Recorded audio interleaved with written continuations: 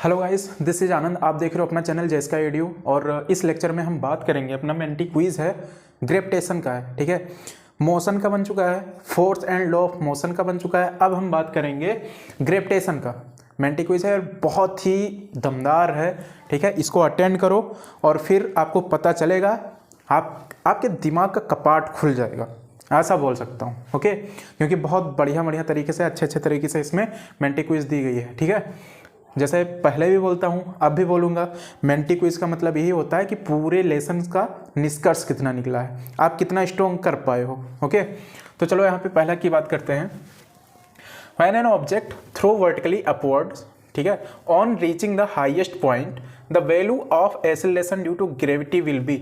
मतलब ये बोला जा रहा है कि किसी को वर्टिकली क्या किया जाता है, थ्रो किया जाता है। आप जानते हो ना, वर्टिकली हॉरिजॉन्टली क्या होता है। हॉरिजॉन्टल आपका ये होता है ऐसे, ठीक है, और वर्टिकल ये ऊपर की तरफ। तो ऊपर की तरफ एक को फेंका गया है, मान लो इसको हम ऐसे करके ऊपर फेंक रहे हैं वर्टिकली। ठीक है, upward reaching the highest point, वो हाईएस्ट पॉइंट पे जाती है। ठीक है, the value of acceleration due to gravity will be, कितना होगा, 4.9 मीटर पर सेकेंड स्क्वायर होगा, 9.10 मीटर पर सेकेंड स्क्वायर अपवर्ड होगा, 9.8 मीटर पर second square towards the ground होगा, या फिर 0 मीटर पर सेकेंड होगा। तो कितना होगा, तो आपको पता है, अगर कोई चीज़ हम ऊपर फेंकते हैं, ठीक है, मान लो यहाँ पे अगर हम कोई चीज़, ये मान लो अर्थ है अपना, इस पर हम कोई चीज़ फेंक दें ऊपर, ठीक है, तो कहीं भी जाए, वो किसी भी पॉइंट पे हो, आप जानते हो एक्सेलरेशन ड्यू टू जो ग्रेविटी है 9.8 मीटर पर सेकेंड स्क्वायर से ही वो लगाएगी अपनी तरफ। ठीक है, तो कौन सा थर्ड वाला ऑप्शन यहाँ पे क्या होगा, राइट होगा। ठीक है, 9.8 मीटर पर second square toward the ground, पृथ्वी अपनी तरफ तो खींचेगी ना, अर्थ अपना। ठीक है, दूसरे की बात करते हैं, दिया है the mass of a body on moon is 40 kg, what is the highest on the earth, what is the, sorry highest बोल रहा हूँ, यहाँ पे वेट बोल रहा हूँ, वेट यहाँ पे अर्थ का क्या होगा। सबसे दूसरा पॉइंट है, यहाँ पे थोड़ा नॉइस आ रहा है, ठीक है, आई एम सॉरी। ठीक है, आई एम सॉरी, एक मिनट। हाँ, अभी सही हुआ, आंटी चिल्ला रही थी यार। ठीक है, आई एम सॉरी। देखो यहाँ पे the mass of a body वो जब चिल्ला रही थी तो मैंने भी अपना वॉल्यूम बढ़ा लिया, ठीक है, कि नॉइस ज़्यादा ना है। चलो, थोड़ा सा मैं जल्दी कर रहा हूँ, आज 8:30 ही बजे, ठीक है, और पहले से ही मेंटी क्विज बनाना स्टार्ट कर दिया हूँ। कौन जाए यार रात में बनाने, ठीक है, रात का काम भूतों का होता है, अब जानते हो भूत कौन है। चलो देखो यहाँ पे, the mass of a body on moon is 40 kg, ठीक है, what is the weight on the earth. यहाँ पे क्या दे रखा है आपको, यहाँ पे होगा क्या, सबसे पहले क्वेश्चन आप समझ लो कि क्या दे रखा है यहाँ पे। मास of a body on moon, एक कोई बॉडी है तो मून पे उसका मास दे रखा है 40 kg का, तो यहाँ पे बोला what is the weight on the earth, तो उसका वेट पृथ्वी पे यानी अर्थ पे कितना होगा, 300 न्यूटन, 392 न्यूटन, या फिर 400 न्यूटन, या फिर 2 न्यूटन, क्या होगा भाई। यहाँ पे आप जानते हो, मैंने दो चीज आपको बताया था, सबसे पहला वेट और मास। तो वेट और मास में मैंने, there is some difference between weight and mass. क्या क्या मैंने बताया था कि ये सपोज करो ये मार्कर है, ठीक है, बहुत वजन है जी, ठीक है, तो मैंने यहाँ पे देखो, अगर ये मार्कर है तो इसका कुछ ना कुछ क्या होगा, वेट होगा। दूसरी चीज मास क्या होता है, मतलब इसका कुछ ना कुछ वजन होगा ना, वही इसका वेट। ठीक है, मास वेट, सॉरी, वेट और वजन एक ही बात है। अब लेकिन मास की बात की जाएगी तो यहाँ पे कुछ डिफरेंस है, जान लेना। ये मार्कर, ठीक है, ये इसका कुछ ना कुछ वेट होगा, और लेकिन दूसरा पॉइंट की अगर ये बात करें, मास क्या होता है, द्रव्यमान आपका ये होता है कि कितने छोटे छोटे पार्टिकलों से या किस पार्टिकल से मिलकर ये बना है, डेट इज मास। ठीक है, और मैंने एक चीज और ये बताया था, ये वेट क्या होता है, प्लेनेट टू प्लेनेट या फिर कहीं पे भी ये क्या करता है, दूसरे ग्रह पे जैसे चले जाए मून पे, तो ये वेरी करता है, यू नो डेट। ठीक है, लेकिन मास आपका हमेशा कांस्टेंट होता है कहीं भी। बात समझ में आ रही है, तो चलो अब हम समझ गए हैं। तो आपका यहाँ पे मास दे रखा है 40 kg, what is the weight on the earth पे पूछा है। तो मैंने एक चीज आपको बताया था, weight is equal to mg, earth पे पूछ रहा है ना, अर्थ का एक्सेलरेशन ड्यू टू ग्रेविटी आपको पता है, weight is equal to mass कितना दे रखा है, 40 kg का, कितने का है, 40 kg का, और ग्रेविटी कितना है, आप जानते हो एक्सेलरेशन ड्यू टू ग्रेविटी कितनी होती है, मैंने आपको बता रखा था 9.8 मीटर पर सेकेंड स्क्वायर होती है। तो यहाँ पे कितना हो जाएगा 9.8, ठीक है। और इसमें मल्टीप्लाई करेंगे तो हम सबका आ जाएगा, कितना आएगा 392 क्या हो जाएगा यहाँ पे 392 हो जाएगा। तो इसमें कौन सा ऑप्शन राइट होगा, सेकेंड। आई होप समझ में आया होगा। ओके चलो अब हम नेक्स्ट प्रोसीड करेंगे। ओके आई होप इतना समझ में आया होगा। अब नेक्स्ट क्वेश्चंस पे चलते हैं। हाँ तो बच्चों आते हैं हम नेक्स्ट क्वेश्चंस पे। देखो नेक्स्ट क्वेश्चन हम सबका मेंटी का क्या है, मेंटी मास्टर बनना है ना, ठीक है। कॉपी पेन लेके जरूर बैठना।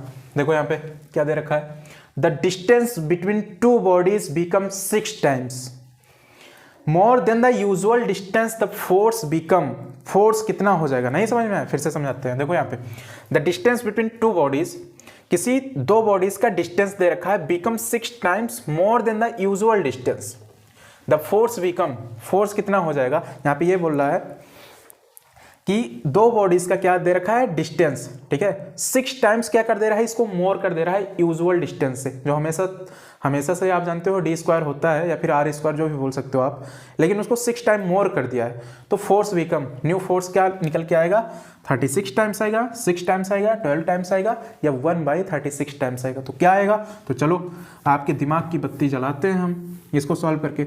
आप जानते हो force is equal to G m1m2/d², ये तो आप फार्मूला जानते हो ग्रेविटेशन का है। ओके दूसरा चीज यहाँ पे क्या है, यहाँ पे पूछ रखा है आपको कि बोला है कि डिस्टेंस इस पे 6 टाइम्स मोर कर दे रहा है। क्या कर रहा है यहाँ पे, डिस्टेंस यहाँ पे 6 टाइम्स मोर कर रहा है। तो यहाँ पे हो कितना जाएगा, G m1m2 बाई यहाँ पे कितना हो जाएगा 6d²। बात समझ में आ रही है। अब इसको अगर निकालेंगे तो कितना हो जाएगा, हम सबका हो जाएगा न्यू फोर्स जो आएगा, ये न्यू फोर्स जो आएगा 1/6 ठीक है। तो ये तो न्यू फोर्स आ गया अपना। और दूसरा चीज में बचा क्या है, Gm1m2/d²। ये कौन सा फोर्स है, ये ओल्ड फोर्स है हम सबका, पुराना वाला है, और ये न्यू फोर्स निकल के आ गया, ठीक है। तो यहाँ पे देखो 1/36 आया ना, तो 1/36 कहाँ है भाई, 1/36 टाइम्स यहाँ पे। तो न्यू फोर्स कितना निकल के आया, 1/36। I hope you getting this. चलो नेक्स्ट पे चलते हैं। हाँ तो हम नेक्स्ट क्वेश्चन पे प्रोसीड करते हैं। देखो आपका ये नेक्स्ट क्वेश्चन कौन सा है, पढ़ो इसको, क्या बोल रहा है ये, ठीक है। अगर लैंग्वेज प्रॉब्लम होगी चलो हम इसको ब्रेक भी करेंगे। क्या बोल रहा है ये, the gravitational force between two object is F। तो यहाँ पे ग्रेविटेशनल फोर्स बोल रहा है किसी दो ऑब्जेक्ट का क्या है, F है। The masses both object are half, जो दो मास दिया है उसको हाफ कर दिया जा रहा है without altering the distance, distance को इसमें चेंज नहीं किया जा रहा है। The gravitational force would be, कितना होगा, 1/4 होगा, F/2 होगा या F होगा या फिर 0 होगा। तो यहाँ पे क्या आप जानते हो, gravitational force F is equal to Gm1m2/d²। और यहाँ पे बोल क्या रखा है कि दो ऑब्जेक्ट है, दो ऑब्जेक्ट का दे रखा है यहाँ पे ग्रेविटेशनल फोर्स F है, और इसमें मास को इसमें क्या कर दे रहा है, मास को इसमें हाफ कर दे रहा है। तो आप जानते हो F is equal to G universal gravitational constant है और बाई d², ये तो कांस्टेंट है, इसको बाहर निकाल लिया जाएगा, ठीक है। बच क्या रहा है m1, और मास को पहले वाले मास को भी हाफ कर रहा है और दूसरे वाले मास को भी क्या कर दे रहा है, हाफ कर दे रहा है, ठीक है। तो यहाँ पे बोल रहा है gravitational force would be, gravitational force होगा क्या, तो आप जानते हो ग्रेविटेशनल फोर्स क्या होगा, इज इक्वल टू 1/4, 2 2 जा 4। तो ये कितना आ गया, ये फोर्स जो निकल के आया है 1/4 हो गया। और यहाँ पे 1/4 कहाँ पे है, ये 1/4 यहाँ पे, ठीक है। तो ये भी ऐसा करके था, बहुत इजी है, ठीक है। इतना सिली क्यों देते हो सर, ये तो हम जानते हैं। चलो अभी और आगे जानते हैं तो अभी मिलेगा, ठीक है। हाँ गाइस तो बढ़ेंगे अपने नेक्स्ट क्वेश्चंस पे। देखो नेक्स्ट क्वेश्चंस क्या बोल रहा है हम सबका, इफ ये stones brings back to earth from moon then it's, कहाँ से, इफ ये stone brings back earth from moon then is, एक क्या है यहाँ पे, एक स्टोन है जो कि कहाँ से, मून से उसको बैक करके लाया जा रहा है अर्थ पे। तो बताओ क्या हो जाएगा, mass will be change, mass and weight will be change, mass never be change, या फिर चौथा रहेगा mass remain constant but weight will be change. क्या क्या रहेगा? मैंने बताया बहुत सिली सा क्वेश्चन है, देखो सर आप, मैंने बताया था कि वेट एंड मास, वेट और मास मैंने आपको बता रखा था। अब वेट क्या होता है? वेट वेरी करता है, ठीक है। वेट क्या हो जाता है कि किसी दूसरे प्लेनेट पे कोई कुछ दूसरा हो जाएगा, अर्थ पे कुछ दूसरा रहेगा, दूसरे पे मून पे कुछ दूसरा हो जाएगा, लेकिन मास कभी चेंज नहीं होता है, ठीक है। चलो एक एग्जांपल देते हैं आपको। अगर आपको वेट ऑन मून निकालना होगा, ठीक है, तो वेट ऑन मून, जैसे कि आपका यहाँ पे कुछ दूसरा होगा और मून पे कुछ दूसरा होगा, तो वेट ऑफ मून या वेट ऑन मून, ठीक है, वेट ऑफ अर्थ के कंपेयर में 1/6 पार्ट लगता है उधर ग्रेविटी, ठीक है। तो सपोज मेरा ही मान लेते हैं, मैं हूं 60 kg का, ठीक है, और 60 से 6 10 60, तो मेरा वेट ऑन मून, मेरा वेट मून पे कितना होगा? 10, कितना होगा? 10 होगा, ठीक है। तो आप जान रहे हो वेट वेरी कर रहा है ना, कांस्टेंट तो नहीं है, मास हम सबका कांस्टेंट है। तो यहाँ पे यही चीज बोला जा रहा है कि अगर एक स्टोन को मून से और अर्थ पे लाया जा रहा है, तो बताओ उसका क्या चीज होगा, क्या कांस्टेंट होगा, क्या नहीं होगा। तो यहाँ पे देखो, mass remain constant but weight will be change. यहाँ पे मैंने एग्जांपल देके आपको समझा दिया, ठीक है। बहुत सिली है सर, तो ये 4th राइट आंसर, ठीक है। नेक्स्ट प्रोसीड करेंगे। चलो बढ़ते हैं अपने दूसरे क्वेश्चंस पे। देखो क्या दे रखा है, weight of free fall object is, एक किसी को फ्री फॉल किया जा रहा है तो उसका वेट कितना होगा, ठीक है। किसी को एक पॉइंट से, हाईएस्ट पॉइंट से उसको फ्री फॉल किया जा रहा है, मतलब ऐसे करके नहीं, फोर्स करके फेंक दिया गया है, उसको फ्री फॉल किया गया है। तो बताओ उस पर उसका वेट कितना होगा? Mass of object into gravitational acceleration, दूसरा है 0, तीसरा है greater than the rest object, फिर चौथा है लेस देन रेस्ट ऑब्जेक्ट, ठीक है। तो इसमें क्या होगा? तो आप जानते हो वेट ऑफ फ्री फॉल में क्या होता है? 0 होता है। फ्री फॉल ऑब्जेक्ट का, अगर फ्री फॉल किसी को कर रहे हैं हम ऊपर से, तो उसका क्या होगा? वेट 0 होगा। देखो यहाँ पे नेक्स्ट क्वेश्चन देखेंगे, यहाँ पे क्या है, what is the weight of a body inside an artificial satellite of earth. यहाँ पे ये पूछ रहा है what is the wait of a body, किसी बॉडी का वेट क्या होगा inside an artificial satellite of earth. कोई आर्टिफिशियल सैटेलाइट बनाई गई है, ठीक है, जो कि अर्थ में, जैसे कि यहाँ पे देखो एक अर्थ है ऐसे करके, इसके ऊपर क्या है? एक सैटेलाइट है। क्या चीज़ है? एक सैटेलाइट है। ये हम सबकी अर्थ है, ओके, ये हम सबका अर्थ, और इसके ऊपर एक सैटेलाइट मूव कर रही है। तो इसमें पूछ रहा है उस जो अंदर यहाँ पे कोई अगर बॉडी बैठी, मतलब मान लेते हैं कोई बंदा बैठा है, ठीक है, एज्यूम कर लो, मान लो कि यहाँ पे अगर कोई एक बंदा बैठा है, तो उस सैटेलाइट में उस बॉडी का क्या होगा? पूछ क्या रहा है यहाँ पे, what is the weight of a body. तो इस बॉडी का वेट कितना होगा यहाँ पे? तो कितना होगा? It depends the mass of a body, it depends the velocity of A satellite, third product of A mass and gravitational force, fourth रहेगा 0। कौन सा रहेगा इसमें? तो यहाँ पे यही क्वेश्चन यहाँ पे बोल रहा है कि एक अर्थ है, अर्थ के ऊपर एक सैटेलाइट क्या कर रही है? मूव कर रही है, और उस सैटेलाइट में एक बॉडी है, कोई भी वस्तु है, ठीक है, एक कोई बॉडी रखी है उसमें, तो उसका ये बताओ कि वेट कितना होगा। तो आप जानते हो वेट कितना होगा? 0। क्यों 0 होगा? क्योंकि आप जानते हो एक condition, weight is equal to mass into क्या होता है? ग्रेविटी, ठीक है। तो यहाँ पे आप जानते हो वेट, इस सैटेलाइट का कुछ ना कुछ मास होगा, मास जानते हो जिस चीज से वो बनी होगी, तो मास कुछ ना कुछ होगा, और एक्सीलरेशन ड्यू टू ग्रेविटी, ये जानते हो नीचे की ओर खींचता है, लेकिन ये मूव कहाँ पे कर रहा है? ये पृथ्वी के ऊपर है। तो बताओ यहाँ पे एक्सीलरेशन ड्यू टू ग्रेविटी क्या है? 0 है। तो वेट इसमें मल्टीप्लाई होगा 0 से, m में कितना आ जाएगा? 0, ठीक है। तो वेट कितना हो जाएगा? 0। आई थिंक बहुत सिली सा क्वेश्चन था, आप समझ गए होंगे। नेक्स्ट प्रोसीड करते हैं हम सब। अरे हाँ, तो अपने नेक्स्ट क्वेश्चंस पे प्रोसीड करेंगे। देखो यहाँ पे क्या दे रखा है क्वेश्चन हम सबका, if speed of rotation of earth increases then what would be the value of weight of a body. मतलब ये बोल रहा है कि अगर अर्थ, ये हम सबकी अर्थ है कोई, ठीक है, ये अर्थ है, ये इसका रोटेशन बहुत तेज हो गया है। क्या हो गया? बहुत तेज हो गया है, इस अर्थ का रोटेशन बहुत तेज हो गया है। तो ये पूछ रहा है यहाँ पे रोटेशन मतलब जान रहे हो ना, ये पृथ्वी जो है अपनी बहुत तेजी से चक्कर लगाने लगी है, बहुत तेजी से रोटेशन इसका बहुत फास्ट हो गया है। तो यहाँ पे बोला what would be the value of weight of a body, तो उस पर अगर कोई बॉडी रखी है तो उसका वेट कितना होगा, बहुत तेजी से ऐसे चक्कर काट रही है, उस पर हम सबका वेट कितना होगा। यहाँ पे पहला ऑप्शन दे रखा है weight of a body increases, weight of a body will decreases, weight of a body remains constant, या फिर नॉन ऑफ दिस। तो यहाँ पे मैं एक कंडीशन, अब देखो यहाँ पे आपकी पृथ्वी है, अर्थ है, बहुत तेजी से ऐसे करके रोटेट कर रही है, तो एक कंडीशन यहाँ पे है जितनी तेजी से अगर अर्थ रोटेट करेगी तो ग्रेविटी उतनी ही कम लगेगी, और ग्रेविटी जितनी कम लगेगी हम सबका वेट उतना कम होगा। तो कौन सा है answer, weight of a body will decreases. जैसे कि ये अर्थ है ऑप्शन अपना, ठीक है, और ये रोटेट कर रही है बहुत तेजी से, ठीक है, बहुत तेज स्पीड हो गई इसकी, ये रोटेट करने लगी। तो जितना तेज अगर ये रोटेट करेगी, एक्सेलरेशन ड्यू टू ग्रेविटी, ठीक है, या फिर बोल सकते हो ग्रेविटी या फिर एक्सेलरेशन ड्यू टू ग्रेविटी उतनी ही क्या लगेगी, उतनी ही कम लगेगी। और जितना ग्रेविटी आपका कम होगा वेट भी आपका कितना हो जाएगा, वेट भी उस पर बहुत कम हो जाएगा। ग्रेविटी कम होगी तो वेट भी क्या हो जाएगा, कम हो जाएगा। तो ये second option is the correct answer, ठीक है।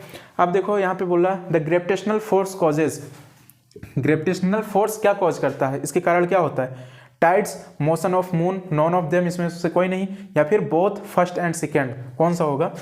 तो टाइड्स मतलब होता है ज्वार भाटा, ठीक है, जो समुद्र में आता है ये, और मोशन ऑफ द मून, ये भी मतलब motion of the moon, moon जो मोशन करता है, ठीक है, अपने अर्थ के चारों तरफ मून मोशन करता है। तो इसमें से कौन सा रहेगा, बोथ फर्स्ट एंड सेकेंड। तो ये चौथा वाला ऑप्शन इसमें क्या होगा, सही होगा, ठीक है। आई थिंक समझ में आया होगा। नेक्स्ट प्रोसीड करते हैं। हाँ बच्चों, तो अब नेक्स्ट क्वेश्चन पे प्रोसीड करेंगे। देखो यहाँ पे क्या दे रखा है हम सबका, Newton's law of gravitational applies to, Newton का जो ग्रेविटेशनल लॉ है किस पे अप्लाइज होता है बताओ, स्मॉल बॉडीज ओनली, केवल छोटे बॉडी पे, या फिर प्लैनेट्स ओनली, केवल ग्रह पे, या फिर ऑल बॉडी इस irrespective of their size for solar system, किस पे होता है। आप जानते हो न्यूटन का जो ग्रेविटेशनल लॉ है वो सभी बॉडी पे क्या करता है, all bodies irrespective of their size, size से उसका मतलब नहीं है, सब पे लगता है gravitational force, okay, Newton law of gravitation जो है। नेक्स्ट प्रोसीड करेंगे। नेक्स्ट क्या है हम सबका, what is the gravitational force between two object, gravitational force दो ऑब्जेक्ट में क्या होगा, क्या होगा, टेल मी। अट्रैक्शन क्या लिखा है, attract at large distance only, attract at small distance only, या फिर तीसरा है अट्रैक्टिव एट ऑल डिस्टेंस, या फिर लिखा है attraction at large distance but repulsive at small distance. तो बताओ क्या होगा। क्वेश्चंस फिर से देख लो क्या दे रहा है, what is the gravitational force between two object, gravitational force दो ऑब्जेक्ट में क्या होगा। आप जानते हो क्या होगा इसमें, क्या होगा, अट्रैक्टिव एट ऑल डिस्टेंस, वो कहीं भी हो, ठीक है, इससे मतलब नहीं कि उसका डिस्टेंस कम है या ज़्यादा है तो जो ज़्यादा होगा उस पर कम लगेगा, जो कम है उस पर ज़्यादा, ऐसा कुछ नहीं है, ठीक है। यहाँ पे है अट्रैक्टिव एट ऑल डिस्टेंस, वो किसी भी डिस्टेंस पे वो हमेशा क्या करता है, अट्रैक्ट करता है। मैंने आप सबको ग्रेविटेशन बताया भी था, all object in the universe attract to each other and this force of attraction between these object is called gravitational force. तो डिस्टेंस यहाँ पे डजेंट मैटर, इससे कोई मतलब नहीं है, ठीक है। तो आई थिंक ये भी समझ में आया होगा। नेक्स्ट पे प्रोसीड करेंगे।